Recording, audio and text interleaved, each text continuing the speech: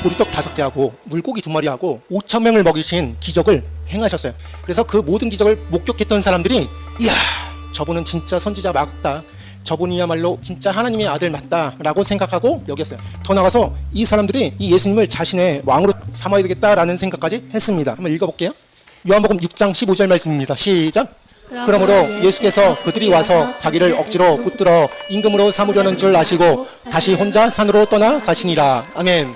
오병이어의 기적을 목격했던 많은 사람들이 예수님을 자신의 왕으로 삼으면 최소한 내 삶의 질이 지금보다는 나아지겠지라는 생각으로 억지로 붙들어서 왕으로 삼으려고 했어요. 근데 그걸 아시고 다시 혼자 산으로 떠나가시니라 라고 했습니다. 다른 성경에는 이런 말씀으로 해석되고 있습니다. 읽어볼게요. 마가복음 6장 45절 시작. 예수께서 즉시 제자들을 재촉하사 자기가 무리를 보내는 동안에 배 타고 앞서 건너편 베세다로 가게 하시고. 아멘. 그러니까 많은 사람들의 칭찬과 박수갈채와 인정과 동경과 우러러하는 사람들의 칭찬에 그 속에 있지 않고 예수님은 이 사람들을 해산시키려고 제자들을 먼저 가버나움으로 배를 태우고 보내고 당신은 산으로 혼자 가서 하나님께 기도하는 거였어요. 그런데 제자들을 먼저 보내는 때가 언제였냐면 읽어볼게요. 16절 17절 말씀입니다. 시작. 저물매 제자들이 바다에 내려가서 배를 타고 바다를 건너 가버나움으로 가는데 이미 어두웠고 예수는 아직 그들에게 오시지 아니하셨더니. 아멘. 어제 7시 반 정도 되니까 그래도 화내요. 근데 희한하게 30분이 더 흘러서 8시 딱 되니까 깜깜해지더라고요. 야, 30분 만에 밝았던 모든 풍경이 8시가 딱 되니까 어두워지는 거예요. 여기도 마찬가지예요. 저물매, 그러니까 해가 저물 때 베세다로 출발했어요. 그런데 가고 한 30분 되니까 이미 어두웠고 완전히 깜깜해진 것이죠. 아무것도 안 보였다라는 것이죠. 예수는 아직 그들에게 오시지 아니하였더라. 이 배는 제자들만 탔어요. 12명의 제자들만 가고 있는 도중에 보였단 말이에요. 18절 말씀 읽겠습니다. 시작. 큰 바람이 불어 파도가 일어나더라. 아멘. 큰 바람이 부니까 파도가 울렁울렁 돼서 배가 전복되기 직전이에요. 이리 울렁 저리 울렁 그러고 있는 상태란 말이에요. 지금 배에서는 예수님이 없고 어두웠고 아무것도 안 보이고 큰 광풍과 큰 바람과 아마 빗줄기도 있었을 것 같아요. 막 맞았을 것 같아요. 그런 아주 절제절명의 순간이었다라는 것입니다. 마가복음엔 이런 설명이 있습니다. 읽어볼게요. 시작. 저물매 배는 바다 가운데 있고 예수께서는 홀로 무태 계시다가 바람이 거스름으로 제자들이 힘겹게 노젓는 것을 보시고 밤 사경쯤에 바다 위로 걸어서 그들에게 오사 지나가려고 하시매. 아멘. 마가복음에는 더 자세하게 설명하고 있습니다. 저물매, 해가 저물었다는 거죠. 해가 저물 때 배는 바다 가운데 있대요. 그러니까 바다 가운데 있으니까 육지로 갈 수도 없고 그렇다고 목적지로 갈 수도 없고 바다 한가운데에 배가 있다라는 거예요. 근데 그 바다가 그 배를 덮치려고 하는 상태, 그런 상태인데 예수님께서는 홀로 혼자서 무태에 계셨다라는 것이죠. 출발할 때 그때 무태에 계셔서 그 배를 보시고 계셨어요. 바람이 거스름으로 제자들이 힘겹게 노젓는 것을 보셨다라는 거예요. 그러니까 힘겹게 그냥 사투를 벌이는 거예요. 막 그러다가 밤 사경쯤이라는 건데 밤 사경은 몇 시부터 몇 시라고 그랬어요? 새벽 3시부터 새벽 6시 사이가 밤 사경이에요. 우린 편하게 4시 반이라고 생각해 봅시다. 4시 반에 예수님께서 무태에서 걸어서 바다 가운데 있는 배에까지 걸어오신 거예요. 그런데 여러분, 예수님이 걸어오시면 제자들이 예수님이다 라고 해야 되는데 희한하게 말했다 그랬어요. 19절 말씀 읽어볼게요. 시작. 제자들이 노를 저어 시별이쯤 가다가 예수께서 바다 위로 걸어 배에 가까이 오심을 보고 두려워하거늘. 아멘. 여기서 제자들이 노를 저어 시별이쯤 가다가 심리가 한 3.999km예요. 그러니까 한 4km라고 생각해볼게. 4km를 띵띵대고 막 가는 거예요. 그러니까 4km가 긴 거리면 긴 거리고 짧은 거리면 짧은 거리예요. 근데 우리 이렇게 생각해 봅시다. 저물 때 배가 출발했어요. 한 7시 반에 출발했다고 생각해요. 그리고 예수님이 오실 때가 언제냐면 새벽 4시 반이에요. 따지면 9시간 동안 4km를 간 거예요. 얼마나 힘들었을까. 고작 4km뿐이 못 가요. 그렇게 고생하고 그렇게 힘들게 있었던데 이 제자들이 예수님이 걸어오는 걸 보고 예수님이다 라고 하지 않고 두려워했다는 거예요. 왜 두려워했을까? 다른 장에는 이런 말씀이 있습니다. 마태복음 14장 26절 말씀 읽어볼게요. 시작. 제자들이 그가 바다 위로 걸어오심을 보고 놀라 유령이다 하며 무서워하여 소리 지르거늘. 아멘. 힘들어하는 제자들이 그가 바다 위로 걸어오심을 보고, 제자들이 누굴 봤다는 거예요? 예수님을 봤다는 거예요. 제자들이 예수님이 걸어오는 걸 봤다는 거예요. 그리고 뭐 했다? 놀랐다. 두 번째 뭐라 그랬다? 유령이다 라고 그랬어요. 그리고 세 번째 뭐라 그랬어요? 무서워했어요. 또 네 번째 뭐라 그랬어요? 소리도 질렀어요. 야, 놀라기도 하고 유령이다 그러고 무서워했고 소리도 질렀다라는 거예요. 누굴 보고? 예수님을 보고. 여러분, 예수님을 안 본 지 1년이 됐습니까? 2년이 됐습니까? 10년이 됐습니까? 몇 시간 됐어요?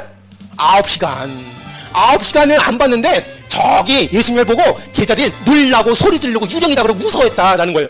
왜 그랬을까요? 예수님이 카바레에 가려고 나이트클럽 가려고 옷을 바꿔 입었을까? 똑같았을 거 아니에요. 아니 예수님이 뭐 헤어스타일을 바꿨을까? 머리 깎고 갔을까? 그것도 아니라는 거예요.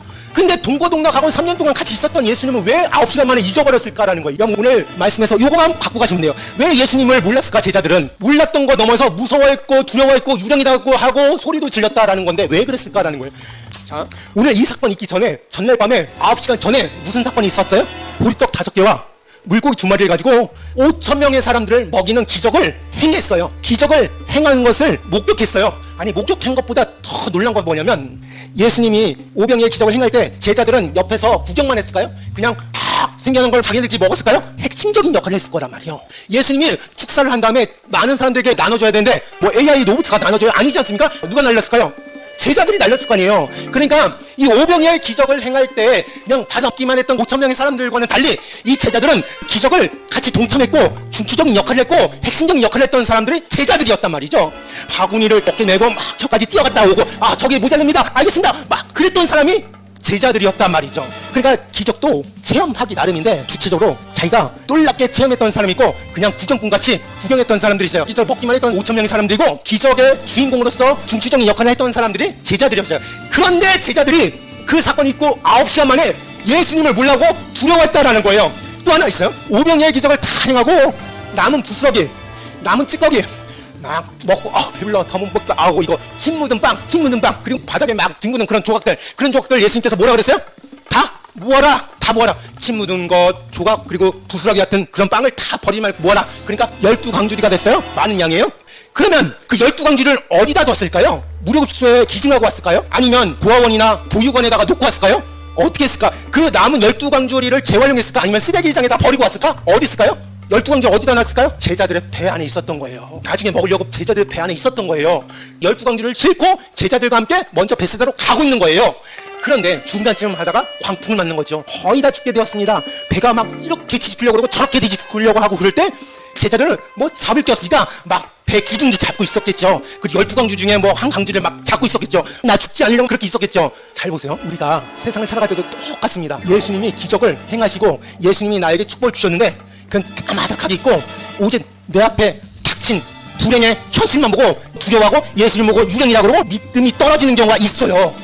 사람이 급하면 급할수록 다 까먹고 은혜도 까먹고 기적도 까먹고 축복도 까먹고 오직 현실의 절망감 그것만 갖고 자기 희망은 다 잃어버리고 가능성을 다 닫고 그렇게 살아가는 게 우리인 거예요. 자, 제자들이 광풍을 만났을 때 뭘 붙잡았을까요? 죽지 않으려고 뭘 붙잡았어요? 배 기둥도 붙잡고 또 뭘 붙잡았을까? 12강주리 중에 한 강주를 붙잡은 제자들도 있을 거예요.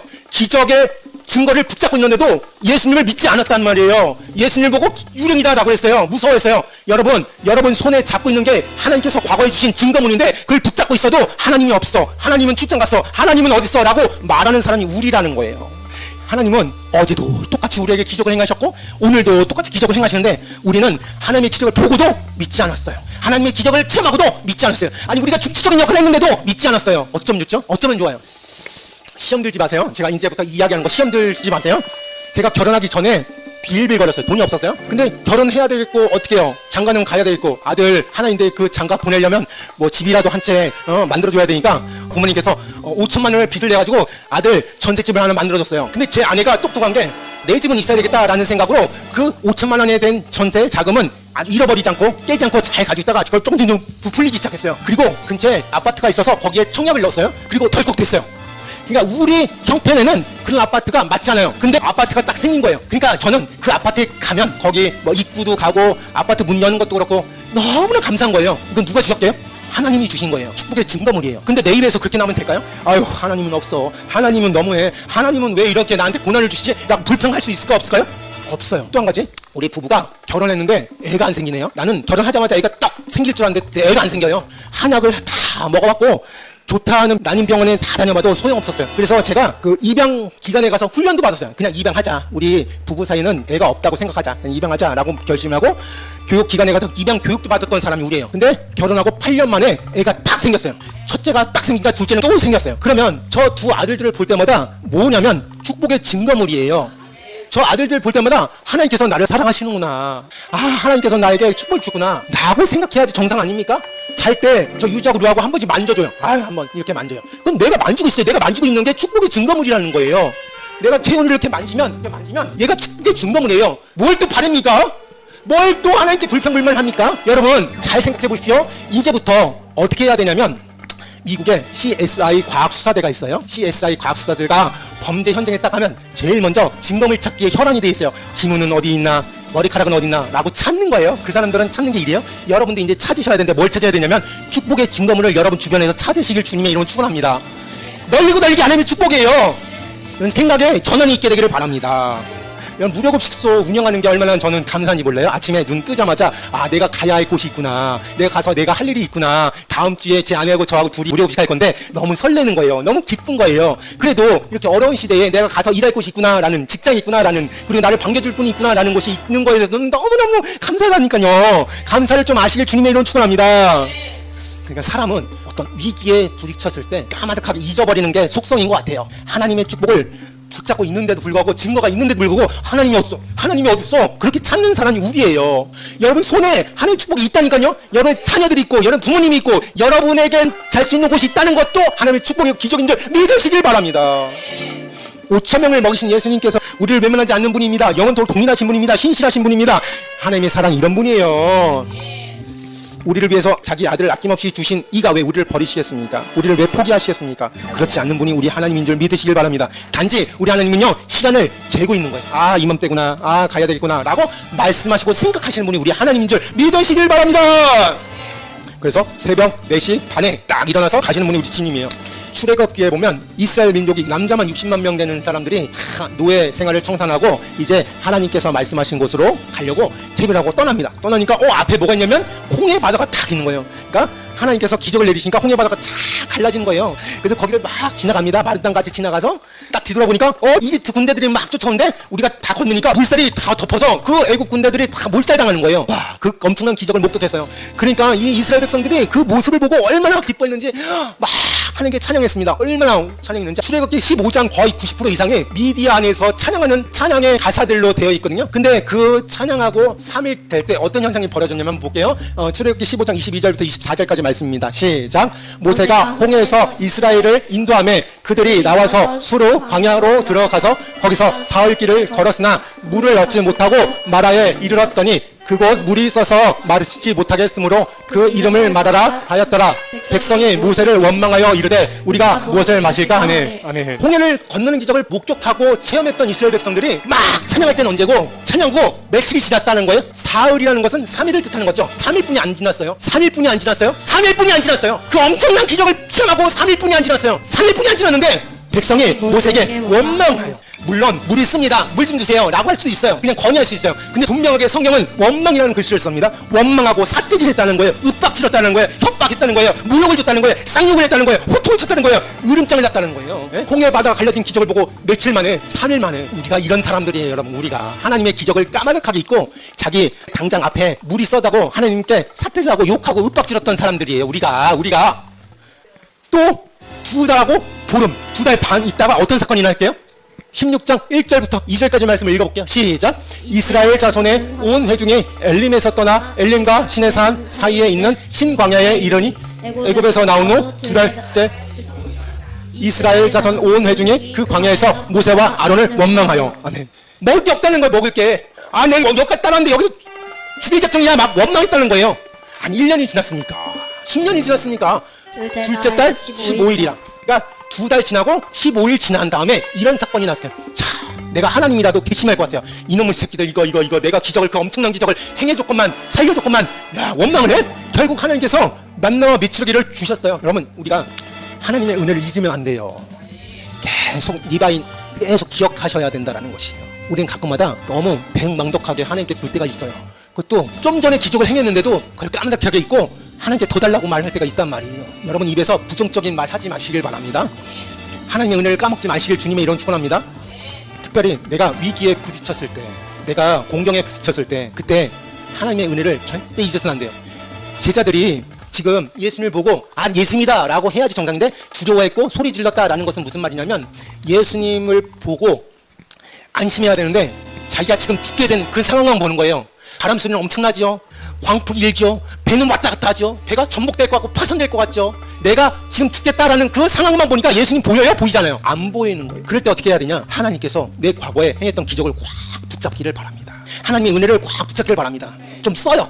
어? 하나님이 이날 이때 하나님께서 역사해 주셨어. 이날 이때 우리 유자를 주셨어. 이날 이때 우리 누아를 주셨어. 이날 이때 우리에게 축복을 주셨어. 난 좀 쓰시길 바랍니다. 저는 여지까지 살면서 새 차를 한 번도 운전해 본 적이 없는 사람이야. 다 차를 사면 똥차만 사세요. 와, 똥차도 가다가 팍 써요. 이야, 그 수원 평동에 가면 거래하는 사장님인데 또 왔어? 할 정도로 계속 중고차만 샀던 사람이 저예요. 근데 요즘에는 새 차만 사요. 하나님 은혜인 줄 믿어요. 시험 들지 마시고 오늘 말씀의 핵심이 무엇인지 깨닫게 되기를 주님의 이름 축원합니다. 깨달으시면 은혜가 되는 줄 믿습니다. 오늘 축복의 증거물 찾기라는 제목이 있는데 여러분 이제 다 CSI 과학수사대인 줄 믿고 이제부터 돌아갈 때 하나님께서 나에게 축복을 주셨는데 그 증거가 이거야. 이거 잊어먹지 말아야지. 내 딸을 주셨구나. 내 아들을 주셨구나. 내가 힘든데 이렇게 잘 키웠구나. 이야, 이러면 감사가 나오지. 그렇게 자꾸 생각하시길 바랍니다. 그럴 때 내가 어떤 위기에 있어도 어떤 모진 풍파가 와도 이겨낼 수 있는 힘이 그 증거물 때문에 이겨낼 수 있는 거예요. 이제 증거물 찾으시길 바랍니다. 증거물이 여러분 손에 꽉 붙잡고 있는 거예요? 여러분만 몰랐던 거예요? 제자들이 그 12강주를 뒷자리로 꽉 붙잡고 있는 것처럼 붙잡고 있는 건데 우리들이 몰랐던 것입니다. 아멘 하시길 바랍니다. 자, 6장 20절 읽겠습니다. 시작. 이르시되 내니 두려워하지 말라 하신대. 아멘. 예수님께서 두려워하는, 소리 지르는, 정말 무서워하는 그 제자들에게 가셔서 말씀합니다. 부드럽게 말씀합니다. 나다, 얘들아, 두려워하지 마라 라고 평안하게 말씀하신 거예요. 그런데 성경에 보니까 두려워한다, 무서워한다 라는 게 그냥 무서워하는 걸로 끝나는 게 아니라 그게 죄라는 거라고 했어요. 무서워하는 거, 두려워하는 게 다 죄예요. 그러니까 예수님 입장에서는 이 제자들이 무서워하고 끝나는 게 아니라 이 무서워하는 것 자체가 죄인데 죄를 저지른 거예요. 그러자 예수님께서 아니다, 괜찮다, 나다, 걱정하지 마라, 두려워하지 마라 라고 이야기한 거거든요. 우리한테 대입 한번 해볼게요. 우리도 마찬가지예요. 우리가 세상 살 때 근심 걱정, 무서워하는 거, 두려워하는 게 너무 많습니다. 근데 예수님께서는 내가 용서해줄게, 무서워하는 거 죄인데 내가 용서해줄게, 두려워하지 마, 나다 라고 이야기하는데도 안 바뀌어. 난 두려워하고 있어. 계속 걱정 근심하고 있어. 어떤 사람이 결혼해가지고, 제가 토요일날 결혼식장에 참석을 안 할 수 없어서 참석을 했어요. 참석을 토요일날에 하고 이제 가는 길에 어떤 성도한테 전화가 왔어요. 안녕하세요, 잘 지내시고 내일 주일날 뵙겠습니다 라고 하고 끊으려고 했는데 그 성도가 나한테 뭐라 그러는지 알아요? 목사님, 설교 준비는 했어요? 설교 준비는 했냐고 나한테 물어보는 거예요. 왜 그런 걱정을 하시죠? 아니, 설교 준비 어른이 했겠지. 토요일날에 그 행사가 있으면 저 미리 다 했겠지. 괜히 목사님 설교 준비는 하셨어요? 목사님, 아이고, 그 자녀들 그렇게 기르면 어떡합니까? 아니, 운동도 좀 시키시고요. 아이고, 공부도 좀 시키세요. 막 그렇게 이야기하시는 분들이 있어요. 근심 걱정하지 마세요. 하나님은 우리에게 내니 걱정하지 마, 두려워하지 마 라고 하는데 우리는 두려워하지 않을게요 하면 두려워 계속 하고 있어. 근심 걱정 계속 하고 있어요. 두려워하지 마시길 바랍니다. 하나님께서 지켜주시는데 왜 이렇게 염려하고 근심 걱정 속에서 그렇게 여러분 머리를 그렇게 짜냐고요. 근심 걱정에서 벗어날 수 있는 저와 여러분 되실 주님의 이름 축원합니다. 담임 목사 설교 준비 많이 합니다. 많이 해요. 미리미리 많이 해요. 여러분 가지고 있는, 머릿속에 옥죄고 있는 모든 근심 걱정이 내려가길 주님의 이름 축원합니다. 어떤 사람은 그래, 난 원래 이렇게 살았어요, 나는 원래 근심 걱정 있습니다 라고 하시는 분인데 그것도 죄예요. 근심 걱정도 죄예요. 어련히 이 사회 모든 세상은 돌아가요. 내 아들 딸들 잘 큽니다. 아니, 제가요 5학년 때까지 한글을 몰랐어요. 한글을 몰랐는데 하나님께서 이 자리에 있게 해주셨잖아요. 아니, 설교 말씀을 한글을 모르고 어떻게 합니까? 이거 하나님께서 키워주십니다. 여러분, 아들, 딸들, 손자들한테 돌대가리라고 말하지 마시길 바랍니다. 잘 커요. 근심 걱정하지 마시길 바랍니다. 아멘입니까? 요한복음 14장 1절 시작. 너희는 마음에 근심하지 말라. 하나님을 믿으니 또 나를 믿으라. 아멘. 근심 걱정하지 마시길 바랍니다. 죄예요. 그러지 마시란 말이에요. 자, 마태복음 11장 28절 말씀 시작. 수고하고 무거운 짐진 자들아 다 내게로 오라. 내가 너희를 쉬게 하리라. 아멘. 근심 걱정 있으면 하나님께 맡겨버리고 난 좀 자유롭게 사시길 바랍니다. 내가 근심 걱정했다고 그게 세상으로 이루어지는 게 하나도 없어요. 요한복음 6장 21절 말씀 읽겠습니다. 시작. 이에 기뻐서 배로 영접하니 배는 곧 그들이 가려던 땅에 이르렀더라. 아멘. 여러분이 가려는 땅에 이르게 될 줄로 믿습니다. 도착하게 될 줄로 믿습니다. 여러분 자녀들의 도착지가 다 도착될 줄로 믿습니다. 첫 번째 시작. 나에게 축복의 증거물이 있는데 왜 걱정하십니까? 아멘. 축복의 증거물을 갖고 있어요? 잡고 있어요? 그거 잡는 걸 보시길 바랍니다. 이걸 보셔야지, 보시지 않고 딴 데를 보고 두려워하고 염려하면 안 된다라는 거예요. 무서워하고 떨고 놀라지 마시길 바랍니다. 아멘 소리 진짜 작네. 두 번째 시작. 누구야 내니 두려워하지 말라. 내 이름을 넣고 성민아 시작. 누구야 내니 두려워하지 말라. 다시 한번 자기 이름을 넣고 시작. 내니 두려워하지 말라. 아멘. 하나님께서 여러분에게 오늘 말씀하신 거예요. 누구야? 길라마, 영수가, 요셉아, 이렇게 하고 있는 거예요. 정림아, 내니 두려워하지 마. 현수가, 내니 두려워하지 마. 영수가, 내니 두려워하지 마. 두려워하지 마. 명희야, 내니 두려워하지 마. 아멘. 두려워하지 말고 무서워하지 말고 놀라지 말고 안심하시길 바랍니다. 세상 잘 돌아가요. 세상 잘 돌아갑니다. 담임 선생님이, 야, 넌 어떻게 클 거냐? 넌 어떻게 클 거냐? 한글도 모르고, 넌 구구 다닐 줄 아니? 넌 어떻게 클 거냐? 네, 잘 컸습니다. 나 박사님 됐습니다. 담임 목사님 됐습니다. 나 이 땅에 영향력 있게 내 수하에 어르신들 다 식사 대접하고 있습니다. 좋은 일 하고 있습니다. 사회에 빛과 소금 역할을 하고 있습니다. 나 없으면 안 됩니다. 손해입니다. 그렇게 살아갑니다. 라고 말해주고 싶네요. 염려하지 마시길 바랍니다. 여러분 자녀들 염려하지 마세요. 다 하나님께서 키워주실 줄로 믿어요. 자, 세 번째 시작. 우리는 도착하고자 했던 목적지에 도착할 것입니다. 아멘. 도착하고자 할 목적지에 다 도착할 줄로 믿어요. 뭐 물론 삥 돌아가고 직진으로 가고 그러겠지만 어쨌든 도착지에 도착할 줄로 믿습니다.